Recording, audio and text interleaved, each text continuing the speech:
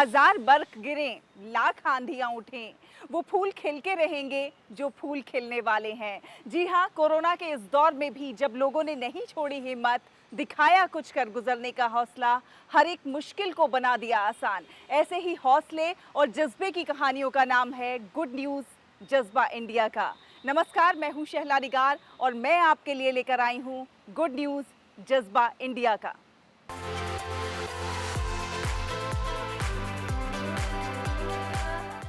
नर हो ना निराश करो मन को, कुछ काम करो, कुछ काम करो, जग में रहकर कुछ नाम करो। जी हाँ, मैथिली शरण गुप्त की इस कविता को सही मायनों में चरितार्थ कर रहे हैं उड़ीसा के कटक के एक छोटे से गांव के रहने वाले चिन्मय पात्रा, जो मानते हैं कि किसी के चेहरे पर मुस्कुराहट लाने से बढ़कर इस दुनिया में कुछ भी नहीं है। पेशे से सिविल कॉन्ट्रैक्टर हैं, लेकिन नर सेवा ही नारायण सेवा की कहावत को सही मायनों में चरितार्थ कर रहे हैं और जहां भी किसी गरीब और असहाय को देखते हैं, उसकी सेवा में, उसकी मदद में जुट जाते हैं।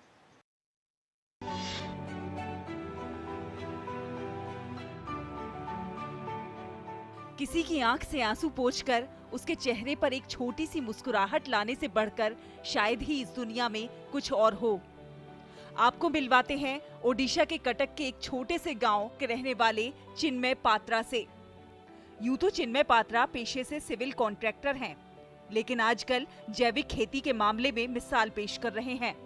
इसे देश सेवा का जज्बा ही कहेंगे कि पिछले 15 वर्षों से वो गरीब और असहाय लोगों की मदद के लिए 24 घंटे उपलब्ध रहते हैं, क्योंकि वो मानते हैं कि सेवा में जो सुकून है वो किसी और धन में नहीं।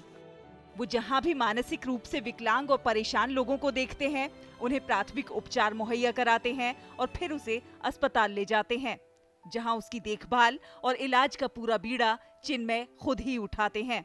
सिर्फ इतना ही नहीं, कोरोना के इस दौर में जब लोग एक दूसरे के पास जाने से भी डर रहे हैं, चिन्मय न केवल जरूरतमंद इंसानों के लिए आगे आए हैं, बल्कि वो उन जानवरों के लिए भी आगे आए हैं जो कि सड़क पर भूखे या बीमार पड़े हैं। चिन्मय इन जानवरों की भूख तो मिटा ही रहे हैं, बीमार जानवर को उपचार भी मुहैया करा रहे हैं। मैं जब घर से अपना कर्म क्षेत्र भुवनेश्वर निकलता हूँ, तो रास्ते में जाने का टाइम में कोई भी गौ माता है, कोई किसी का एक्सीडेंट होता है, क्या कोई मतलब ऐसे फिजिकली चैलेंज्ड आदमी है, उनका एक्सीडेंट होता है या कोई तकलीफ कुछ होता है, तो मन में ये विचार आता है कि ठीक है, चलो अपना मतलब सामने तो ये इंसिडेंट हो गया, तो उनको हम फिर रेस्क्यू करके फिर हॉस्पिटलाइज करके जितना हो सके इतना करते हैं। कहने का मतलब ये है कि जो सारा संसार में जो दुख और प्रॉब्लम्स है, इसको कोई भी आदमी अकेले चाहकर भी आप निपटा नहीं सकते हो। इसके लिए चिन्मय पात्रा ने युवाओं की एक टीम बनाई है, जो गरीबों और जरूरतमंदों की मदद के लिए प्रत्यक्ष और अप्रत्यक्ष रूप से कई गैर सरकारी संगठनों से जुड़े हुए हैं। संकल्प युवा क्लब और गो सेवा समिति ऐसे ही संगठन हैं जो कोरोना के इस दौर में भी दिन रात सेवा में जुटे हुए हैं। विशेष रूप से कोरोना के समय में चिन्मय अपनी टीम के साथ भुवनेश्वर, कटक और ओडिशा के अनेक अज्ञात लोगों की मदद कर रहे हैं। अब तक मानसिक रूप से विक्षिप्त 25 से 30 लोगों का वो इलाज करा चुके हैं, तो हर दिन कई लोगों को भोजन कराना उनकी आदत में शुमार हो गया है। गुड न्यूज़ जज्बा इंडिया का, डीडी न्यूज़।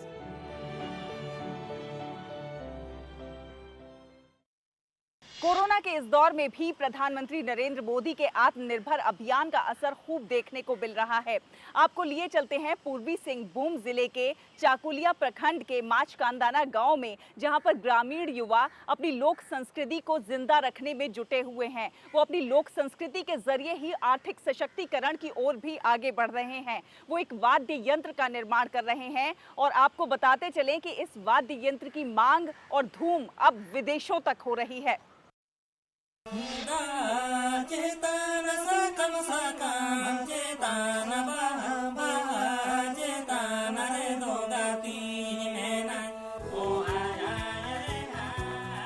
पूर्वी सिंहभूम के माचकांदाना गांव में लगभग 200 परिवार एक साथ रहते हैं और सभी बनाम वाद्य यंत्र की कारीगरी में जुटे हुए हैं। ग्रामीण युवा दुर्गा प्रसाद हांसदा बताते हैं कि देश के साथ साथ विदेशों में भी इस वाद्य यंत्र की खूब मांग है। ये हम बना रहे हैं 2006-07 से, लेकिन पहले उतना पॉपुलर नहीं था इसमें, और हम 2014-15 से थोड़ा इसका बहुत ज़्यादा बना रहा है और इसका डिमांड भी बहुत बढ़ गया है। दुर्गा प्रसाद के साथ काम करने वाले चंद्रा हांसदा और महेंद्र मुर्मू भी अपनी परंपरा और संस्कृति से जुड़े रहकर बेहद खुश हैं। उनका कहना है कि बनाम आदिवासियों का एक प्रमुख वाद्य यंत्र है। अगर सरकार इसकी मार्केटिंग में सहयोग करे तो बड़ी संख्या में युवाओं को इस क्षेत्र में रोजगार मिल सकता है। बहुत पुराना जमाने से भी चलते आ रहा है, इसीलिए हम लोग यहाँ 7-8 जन काम करते हैं डेली। बनाम इस वाद्य यंत्र विलुप्त ना हो जाए, इसीलिए हम लोग लगे हुए हैं काम में। यहाँ जो हम लोग बना रहे हैं 2013-14 से बनाने शुरू कर दिए हैं, तो बेचते हैं हम लोग का भारत में, जैसे पश्चिम बंगाल, उड़ीसा, आंध्रा, है ना, मुंबई, पुणे, ये जगह हम लोग बेच चुके हैं। सुदूरवर्ती ग्रामीण क्षेत्र के इन आदिवासी युवाओं के लिए ये वाद्य यंत्र आत्मनिर्भर बनने का एक साधन भी है। जहां एक ओर परंपरा और संस्कृति की पहचान है, तो वहीं ये आय का महत्वपूर्ण साधन भी है।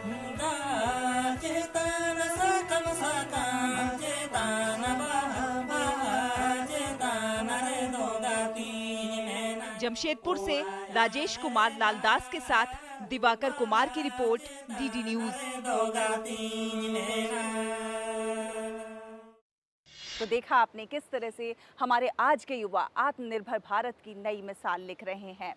कहते हैं कि जहां चाह वहां राह, और इस बात को सही साबित कर दिखाया है कुछ श्रमिकों ने, जिन्होंने अपने कौशल और कला के अनूठे प्रदर्शन से एक नई मिसाल कायम की है। जी हां, अपनी क्वारंटाइन अवधि को उन्होंने सकारात्मकता में बदल दिया है। नकारात्मकता को भी उन्होंने सकारात्मकता में बदलने की शानदार पहल की है। आपको खबर दिखाते हैं सतना की। सतना के बहुत सारे मजदूर अन्य राज्यों में काम करने के लिए गए हुए थे, लेकिन लॉकडाउन के दौरान वो वापस अपने गांव, अपने घर आए। यहां आने के बाद उन्होंने क्वारंटाइन अवधि का शानदार इस्तेमाल किया। उन्होंने अपनी क्वारंटाइन अवधि में ऐसा अनूठा उदाहरण पेश किया कि लोग दंग रह गए हैं। आपको एक स्कूल की तस्वीर दिखाते हैं, जिन्हें कुछ श्रमिकों ने वंदे भारत एक्सप्रेस का रूप दिया है।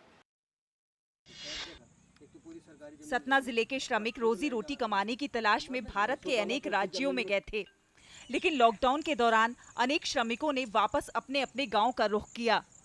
इस दौरान बहुत से श्रमिकों ने अपनी क्वारंटाइन अवधि को अपने कौशल और कला से शानदार बना दिया। कुछ ऐसा ही हुआ जिले के गांव जिगनाहाट में। श्रमिकों ने क्वारंटाइन अवधि के दौरान क्वारंटाइन सेंटर में बदले गए शासकीय माध्यमिक शाला जिगनाहाट को वंदे भारत एक्सप्रेस का नया रूप प्रदान किया। इन श्रमिकों ने क्वारंटाइन स्थान पर ही रोजगार प्राप्त करके अपनी आर्थिक मुश्किलें भी दूर की। इस स्कूल में 14 दिन के लिए हमको क्वारंटाइन किया गया और हमारे साथी भी थे। तो हम लोग खाली समय पे थे और काम धाम कुछ नहीं था, तो हम सरपंच साहब से मिले। कोई भी काम करे तो खुश हो जाए, सभी लोग देखे। तो फिर हमको डिज़ाइन दिए कि इस स्कूल को ये वंदे मातरम ट्रेन की हम डिज़ाइन दे रहे हैं, इस स्कूल को वंदे मातरम ट्रेन में बदलनी है। मैं झांसी में रहता था, झांसी में पेंटिंग का काम करता था। वहाँ क्वारंटाइन में यहाँ अपने गांव आ गया, और गांव आने के बाद हम स्कूल में रुके। फिर हमको स्कूल देखे तो अच्छा नहीं लगा। अच्छा न लगने पर हम उमेश चतुर्वेदी हमारे सरपंच साहब हैं, उनसे हम बात किए, हमारे सभी मित्र बात की, और हमने पेंट मांगा और पेंट मांग के ये काम किया कि हम कुछ नया रूप दे दें। अपने गांव लौटने पर 15 दिन क्वारंटाइन किए गए श्रमिकों ने स्कूल की रंगत बदलकर जो कारनामा कर दिखाया, उसे देखकर लोग अभिभूत हो गए। नया रूप मिलने के बाद अब ये school Vande Bharat express school के रूप में गांव में पहचाना जाने लगा है। हम बताएं कि जैसे वंदे भारत एक्सप्रेस बनाना है, तो आप ऐसे ऐसे मतलब पूरा रूप बताएं। तो बोले कि हाँ ठीक है, मतलब बना देंगे।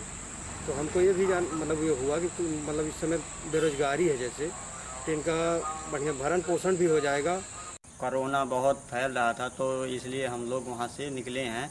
और जब आए इधर तो हमारे लोग पेंटिंग कर रहे थे, तो हम बोले कि हमको भी लगवा लो, हमको भी सिखा दो। तो फिर वो लोग हमको सिखाए हैं। कोरोना टाइम यहाँ कोरोना में रखा गया 14 दिन, तो उसके वजह से मेरे को यहाँ काम में रख लिया गया। सतना जिले के श्रमिकों ने क्वारंटाइन के दौरान गांव के ही शासकीय विद्यालय को नई पहचान देकर ये साबित कर दिया है कि कैसे आपदा को अवसर में बदला जा सकता है। अपने हुनर को नई दिशा देकर हमारे श्रमिक भाई बहनों ने देश सेवा का एक अनुपम उदाहरण भी पेश किया है। भोपाल ब्यूरो के साथ गुड न्यूज जज्बा इंडिया का डीडी न्यूज। तो अच्छी खबरों के इस सफर को आगे भी जारी रखेंगे। वक्त हुआ है एक बहुत छोटे से ब्रेक का। आप देखते रहिए गुड न्यूज जज्बा इंडिया का।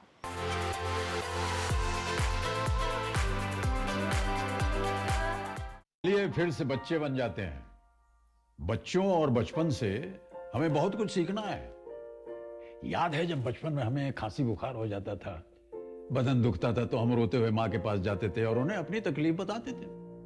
माँ कुछ घर की दवाई जैसे काढ़ा हो, हल्दी हो, उससे आराम देती थी। हमें जरूरत पड़ने पर डॉक्टर के पास ले जाती थी और कुछ दिनों बाद हम खेलने कूदने लग जाते थे। आज कोरोना की इस लड़ाई में हमें फिर से यही करना है।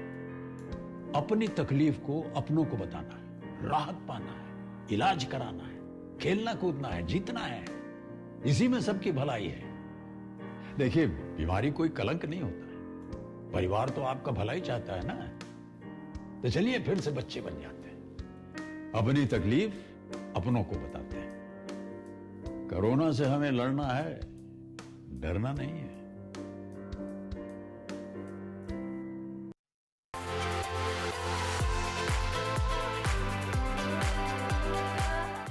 प्रधानमंत्री नरेंद्र मोदी ने लोगों से आह्वान किया था कि आप आपदा के समय को अवसर में बदलिए। और प्रधानमंत्री के आपदा को अवसर में बदलने के आह्वान के बाद बहुत सारे लघु उद्योगों को बढ़ावा मिला है। ऐसे लघु उद्योगों को बढ़ावा मिला है जहां कम लागत में ज्यादा लोगों को रोजगार प्राप्त हो रहा है। कुछ ऐसा ही लघु उद्योग है ऐश ब्रिक उद्योग, जो कि बिहार में बहुत तेजी से लोकप्रिय हो रहा है और बड़ी संख्या में लौटे प्रवासी मजदूरों के लिए ये रोजगार का नया साधन भी बन गया है। ईंट ईंट जोड़कर मकान बनता है। ईंटों के बिना किसी इमारत की कल्पना संभव नहीं है। परंपरागत लाल ईंटें महंगी होती हैं। एक लंबी प्रक्रिया के तहत मिट्टी से बनी ईंट को भट्टों में पकाया जाता है, तब जाकर तैयार होती है ये ईंट। तकनीक के नए प्रयोग और पर्यावरण के प्रति बढ़ती चिंता ने निर्माण के क्षेत्र में क्रांतिकारी परिवर्तन किए हैं। परंपरागत ईंटों के स्थान पर इन दिनों बिहार में ऐश ब्रिक काफी तेजी से लोकप्रिय हो रहा है।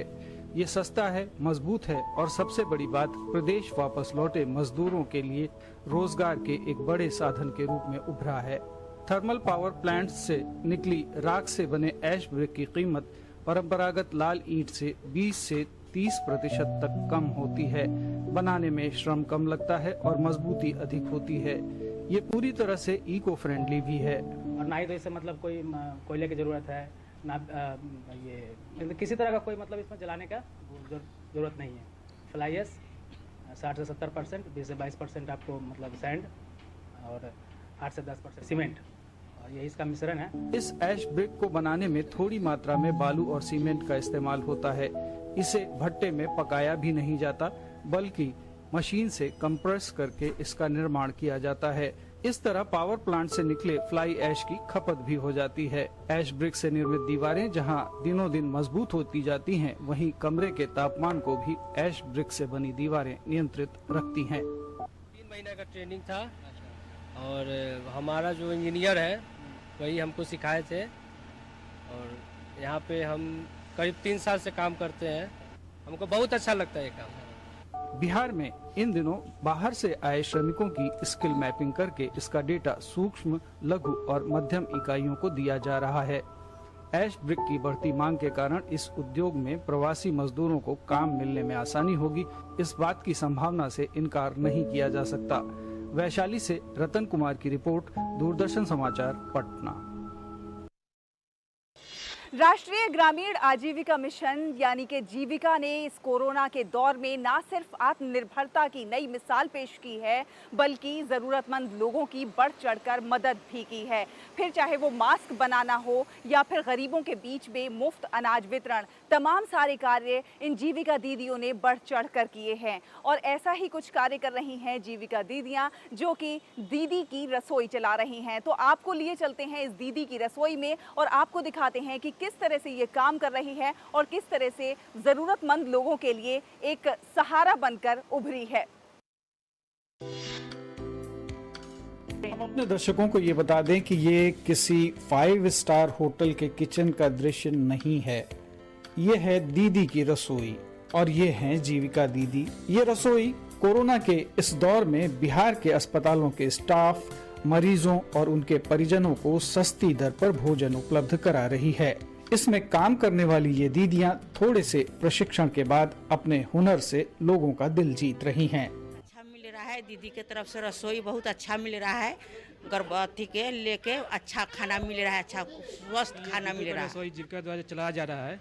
यहाँ पर हर खाना अच्छा और स्वादिष्ट मिलता है और कम से कम कीमत मिलता है। ये दीदियां स्वच्छता का खास तौर से ध्यान रखती हैं। कोरोना संकट के इस दौर में जीविका संगठन ने बहुआयामी कार्य किए हैं। मास्क सिले हैं, गरीबों की मदद के लिए घर घर से एक मुट्ठी अनाज इकट्ठा किया है और फिर इस रसोई के जरिए मरीजों और उनके परिजनों की मदद कर रही हैं। कोरोना काल में जीविका मानव संसाधन के इस्तेमाल की एक बड़ी शक्ति के रूप में उभरी है बिहार में खास तौर से। बिहार का ये आजीविका मिशन है और इसने इस आपातकाल में, इस आपदा के दौर में अवसर के रूप में इसे इस्तेमाल किया है और प्रधानमंत्री के आत्मनिर्भर भारत के सपने को साकार करने में मदद दी है। कैमरा पर्सन एजाज हुसैन के साथ सलमान हैदर, दूरदर्शन समाचार, पटना। हौसले और जज्बे की ये कहानियां आगे भी जारी रहेंगी। यहाँ रुकेंगे एक बहुत छोटे से ब्रेक के लिए। आप कहीं मत जाइए, देखते रहिए गुड न्यूज जज्बा इंडिया का।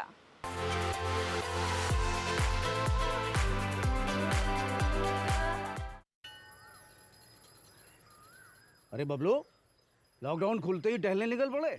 महामारी अभी फैली हुई है। सरपंच जी, टहलने नहीं, काम पे वापस जा रहे हैं। तुझे डर नहीं लगता वायरस पकड़ लेगा? पहले थोड़ा बहुत डर लगता था, फिर पता चला कि अगर मैंने पूरी सावधानी बरती तो ये बीमारी होने की संभावना कम है। सबसे महत्वपूर्ण है ये मास्क। काम पर मास्क हमेशा पहनूंगा, समय समय पर हाथ धोता रहूंगा और दूसरों से हर वक्त कम से कम 2 गज की दूरी बनाए रखूंगा। खुद को, दूसरों को और अपने परिवार वालों को भी सुरक्षित रखूंगा। अरे भाई, मेरी जिम्मेदारी बनती है तुझे चेतावनी देना, तो दे दिया। जब देश के मेडिकल और स्वच्छता कर्मचारी रोज कोरोना वायरस से लड़ने का काम कर रहे हैं, तो हमारी भी तो जिम्मेदारी बनती है अपना काम करने की। बबलू, तुझे कुछ हो गया तो? हजारों लोग इस बीमारी को हराकर ठीक हो चुके हैं और अगर किसी कारण मुझे ये बीमारी हो भी जाए तो सरकार ने अस्पताल में हमारे इलाज के लिए पर्याप्त व्यवस्था कर रखी है।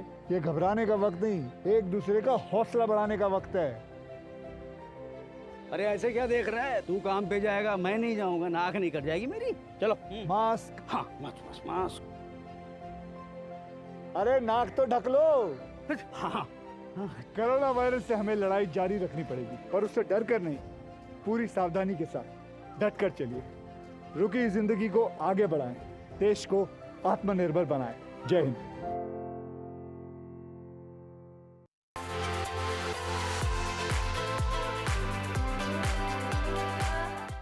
कहते हैं कि पढ़ाई की कोई उम्र, कोई सीमा नहीं होती। अभी हाल ही में Meghalaya board of school of education की 12वीं के परिणाम घोषित किए गए। तो इन परिणामों का उत्सुकता के साथ इंतजार करने वाली एक उत्साही दादी भी थीं।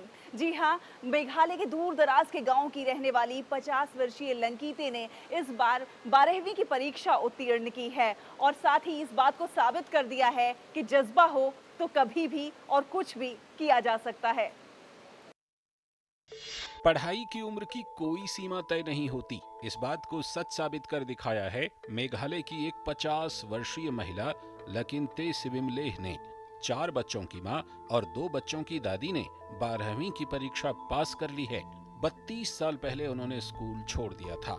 जब Meghalaya board of school education द्वारा कक्षा 12 के परिणाम घोषित किए गए तो वो खुशी से मुस्कुरा रही थीं।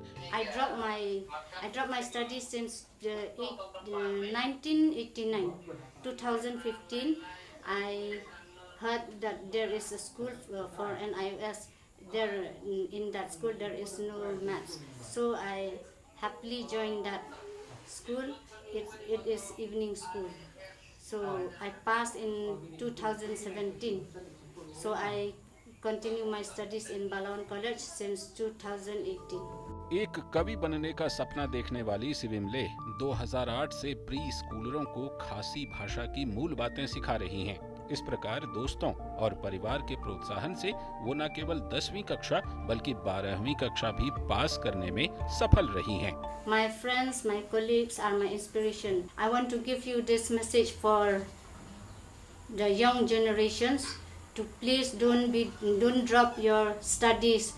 वर्ष 2015 में लकिन्ते ने पढ़ाई छोड़ने के 26 साल बाद दूरस्थ शिक्षा पाठ्यक्रम में दाखिला लिया। 12वीं की परीक्षा पास करने के बाद सिविमलेह अपने मुख्य विषय के रूप में मातृभाषा के साथ उच्च शिक्षा प्राप्त करना चाहती हैं। शिलोंग ब्यूरो के साथ डीडी न्यूज। शहरों की भागती दौड़ती व्यस्त जीवनचर्या में बहुत सारी कलाओं को उभरने का मौका ही नहीं मिलता, लेकिन लॉकडाउन से अनलॉक 1 के दौरान बहुत सारी ऐसी कलाओं को उभरने का और निखरने का मौका मिला है। आपको मिलवाते हैं नोएडा की रहने वाली सिल्की रानी से, जिन्होंने इस लॉकडाउन से अनलॉक 1 के दौरान अपनी कला को ऐसा निखारा कि उन्होंने अपने जीवन में कला के रंग ही भर दिए। तो आइए आपको दिखाते हैं नोएडा से ये खास रिपोर्ट।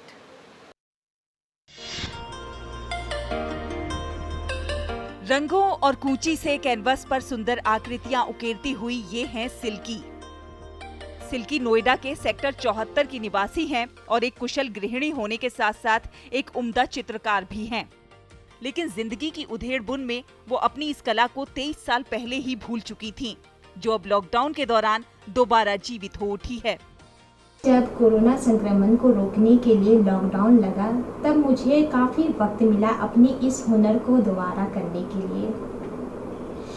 प्रधानमंत्री नरेंद्र मोदी जी ने जो पीएम फंड केआर बनाया है, उसमें मैं अपनी इस पेंटिंग को सेल करके इसके माध्यम से उसमें योगदान करना चाहती हूँ। मैं चाहती हूँ कि अगर मैं अपनी इस कला के माध्यम से अपने देश के लिए इतनी छोटी सी कोशिश भी कर पाऊँ तो मुझे बहुत अच्छा लगेगा और मैं इस हुनर को दोबारा कर भी पाऊंगी। सिल्की अपनी इन पेंटिंग्स की सेल लगाना चाहती हैं और जो राशि वो इससे इकट्ठा कर पाएंगी उसे वो पीएम केयर फंड में देश को इस संकट से जूझने के लिए दान करना चाहती हैं। इस लॉकडाउन में सिल्की ने अपने लिए ये लक्ष्य साध कर लोगों के लिए मिसाल पेश की है कि अगर कोई हुनर है तो उसे जिंदा रखो और उसका सदुपयोग करो। गुड न्यूज जज्बा इंडिया का डीडी न्यूज। तो आप भी हंसते रहिए, मुस्कुराते रहिए, सुरक्षित रहिए, देश और समाज के लिए कुछ न कुछ अच्छा करते रहिए और देखते रहिए गुड न्यूज जज्बा इंडिया का। अगले हफ्ते फिर होगी आपसे मुलाकात, तब तक के लिए दीजिए अनुमति। नमस्कार।